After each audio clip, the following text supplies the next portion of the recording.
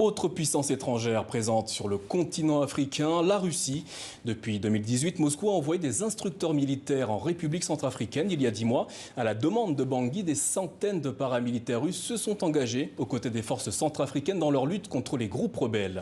La présence russe en République centrafricaine suscite un certain nombre d'inquiétudes, d'autant qu'en mars dernier, un groupe d'experts de l'ONU soulignait de graves violations des droits humains commis par ces militaires russes. Pour aborder le sujet de la présence russe en République centrafricaine, nous sommes en direct avec la ministre des Affaires étrangères de la Centrafrique, Sylvie Baipotomon. Bonsoir et merci d'être avec nous.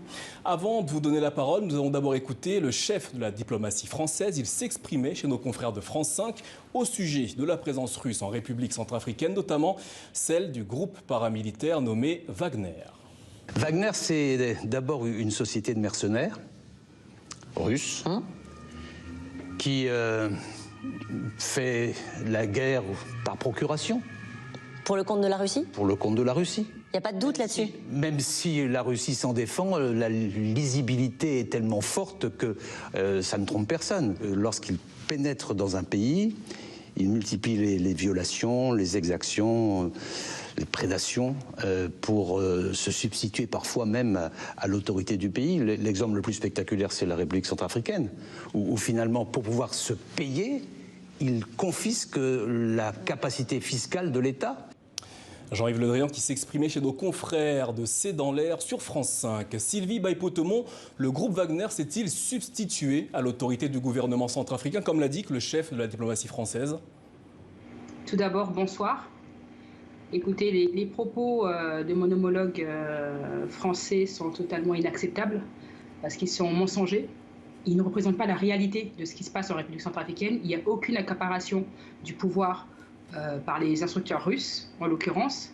Alors, mon homologue parle de mercenaires. J'aimerais déjà, dans un premier temps, qu'il puisse nous faire la preuve de ce qu'il avance, parce que c'est une chose de pouvoir tenir des informations sans apporter des preuves. Ça, c'est une première chose. Et d'autre part, concernant parce qu'il fait référence à la mission d'évaluation qui a apporté la Fédération de la Russie à la République centrafricaine, à la demande de la République centrafricaine, qui était une mission d'évaluation sur 3 mois, qui a apporté un certain nombre de recommandations. Nous avons bénéficié donc de l'expertise et de l'expérience de la Fédération de la Russie dans ce domaine. Un rapport avec des recommandations a été apporté, et c'est sur la base de ce rapport que le fonctionnement qui doit être revu. En tout cas, certaines défaillances ont été mises en exergue et le ministère des Finances et du Budget doit pouvoir s'approprier ces recommandations afin de pouvoir augmenter les recettes de l'État. Sylvie Baipotomon, vous contestez les déclarations du chef de la diplomatie française ce soir?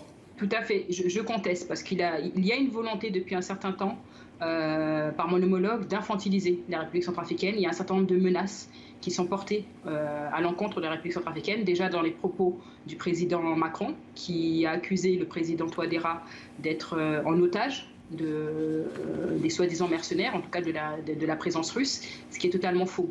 Je pense que la République centrafricaine est un pays autonome, indépendant, souverain, qui est en droit de pouvoir faire appel à des partenaires, et c'est ce que fait la Fédération de la Russie. Je voudrais rappeler également que la présence de la Fédération de la Russie en terre centrafricaine vient du fait que les autres pays amis n'ont pas répondu présent à l'appel à l'aide de la République centrafricaine, et notamment lors de la prise de fonction du président Touadéra en mars 2016, à l'appel au maintien des troupes sangaristes qui étaient déjà en territoire centrafricain du fait de la grosse crise. Madame je la voudrais ministre. Également rappeler, s'il vous plaît, si je peux terminer, je voudrais rappeler la responsabilité de mon homologue dans cette histoire, et il faudrait qu'il puisse l'accepter.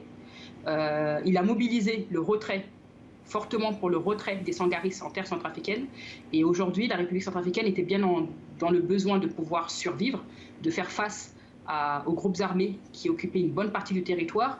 Nous sommes aujourd'hui dans une situation qui est contraire, où l'autorité de l'État commence à être restaurée, et nous avons des propos qui sont totalement diffamatoires, mensongers de la part de mon homologue français.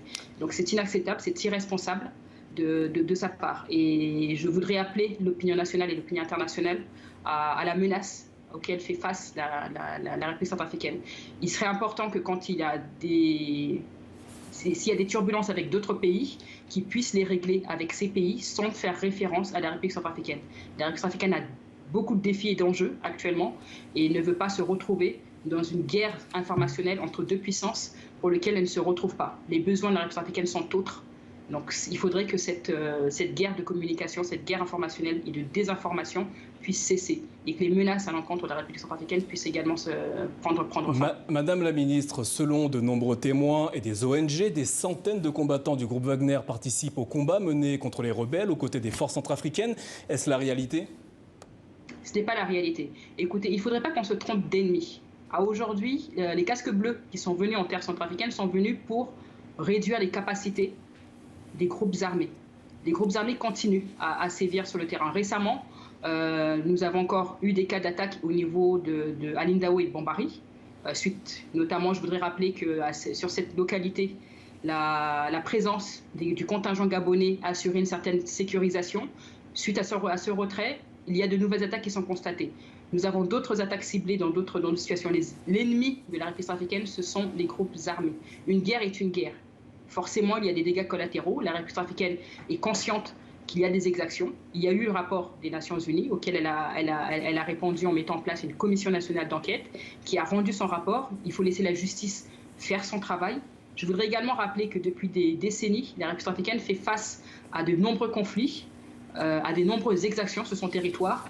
Toutes les troupes auxquelles elle fait appel pour venir justement lui apporter de l'aide ont commis des exactions. Je voudrais rappeler également que nous avons, et c'est toujours pendant, l'opération Sangaris qui a commis des actes de violation sur des mineurs. Nous attendons également des réponses par rapport à cela. Aujourd'hui, il y a des exactions, également des FACA qui ont été attestés. Ils passeront devant la justice. Un tribunal militaire a été mis en place en République centrafricaine. Donc justice sera rendue. Mais il faut ne pas se tromper d'ennemis. Aujourd'hui, en République centrafricaine, il faut créer les conditions pour que le gouvernement, les autorités centrafricaines puissent travailler. Et créer ces conditions, c'est d'être ensemble sur la même voie qui est celle de l'anéantissement des groupes armés. Parce que c'est ceux-là qui sont des mercenaires. Parce que je voudrais rappeler que les groupes armés qui sévissent ne sont pas, les leaders ne sont pas des centrafricains. Hormis l'ancien président Bozizé qui est centrafricain, mais qui a un dossier au niveau de la CPI et également au niveau de la justice centrafricaine. Donc, quand la justice doit faire son travail, il faut la laisser faire son travail. Merci Madame la ministre Sylvie Baïpo-Temon d'avoir répondu à nos questions ce soir.